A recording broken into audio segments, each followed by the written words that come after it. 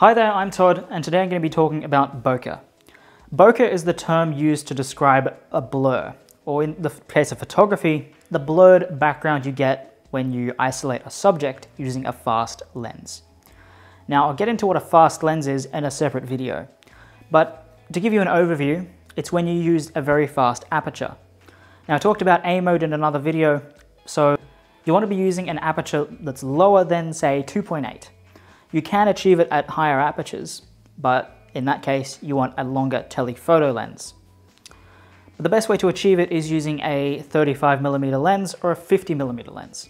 The 50mm lens or 55mm lens, depending on which camera you have, is probably the favorite of bokeh lovers.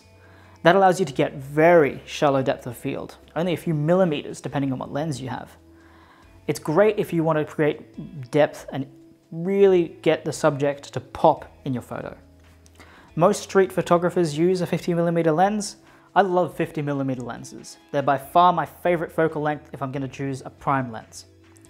These also are specifically used for street photography. So those who are into street photography, it's fairly tight, but it's not too tight. So you can really isolate your subject. You can really get in nice and close and get a very nice blurred background on your subject. What I don't like about bokeh is that sometimes you can have too much.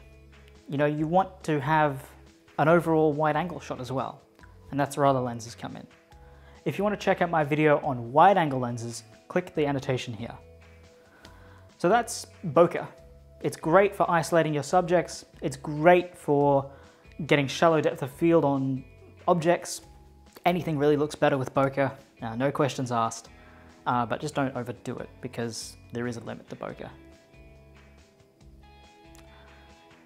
I'm Todd from How to Take a Good Photo, and thanks again for watching. Please don't forget to like the video if you liked it, dislike it if you disliked it, comment down below, and also subscribe.